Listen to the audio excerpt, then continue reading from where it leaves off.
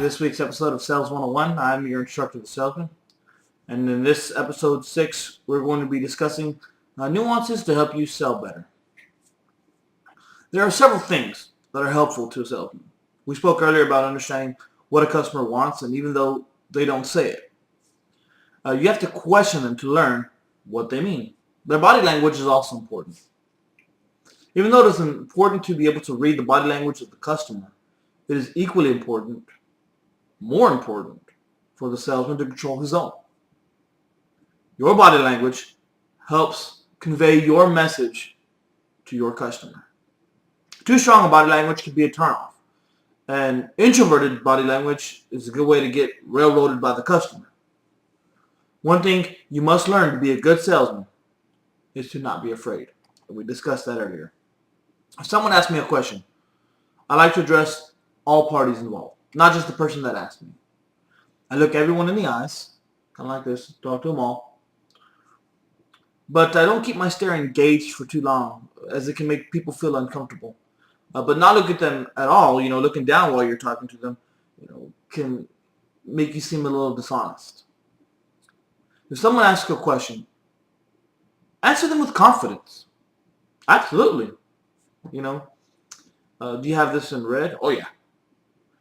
They say, think I can get this with a grill guard added to that? Absolutely. Whatever, anything, Somebody asks you a question, can we have this delivered by next Saturday? Yes. Does this thing actually do what it says?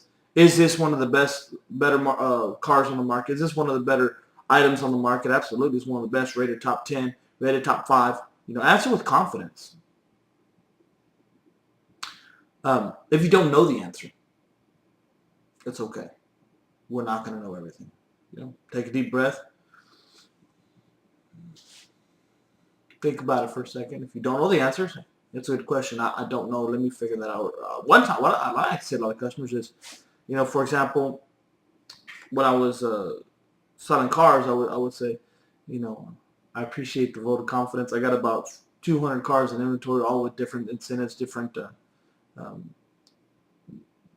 dates that they've been here. Some are offering different things than others. I even tell them the same thing with appliances. So I appreciate the confidence. I carry about 400 different refrigerators. I don't know everything about each one of them. Be happy to look that up for you, because you're not going to know everything. And to betray the illusion that you do know everything, customers start to get turned off by that. But if you know, answer with confidence. Yeah, absolutely. It comes in many colors. It does come in black. I do have it in black. Whatever. Following are some quick tips that'll help you in selling. Number one, what I do a lot is I nod my head. When I'm speaking with a customer, like I'm doing right now, I just nod my head yes when I'm saying this. So anyway, for example, if I'm selling a extended warranty on something. So which one of these did y'all want to go ahead and do today? You want to do the 5-year? Shake my head, just nod my head just like this. And when you nod and you speak, those listening to you, especially those intently listening to you, will begin to nod along with you, unbeknownst to them. This works really well with couples, especially when you have a husband and a wife, because the husband will see the wife nodding her head, and the wife will see the husband nodding her head, and they will begin to think that the other agrees, and they'll begin to talk themselves into it. Say, you want to go ahead and do it? And she's shaking her head, yeah. Yeah, I mean, she's seeing him go, yeah, you want to go ahead and do it? Yeah, let's go ahead and do it. They're both nodding their head.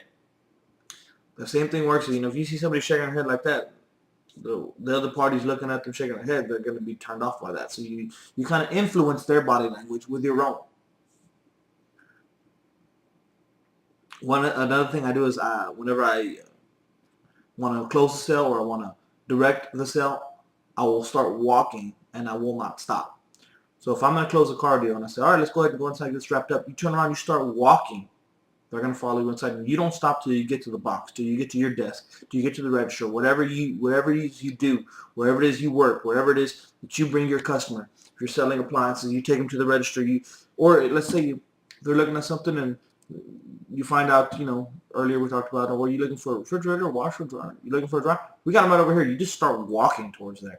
And when you get there, you pick one out and you start talking about it. You do not stop. When you stop, it allows the customer to throw objections that allows them to say no. When you keep going, customers will listen, and you will hit a point that the customers will will appreciate, will want to know about, and it'll get your sale rolling. When you're ready to close, you get to that register, you get to your box, you sit them down, you get started. You are in control. That is your domain. Everywhere else, the customer, they kind of rule a little bit. They can run that a little bit. Your domain is your box, your desk, your register. Let's get back to my notes here. Okay, again,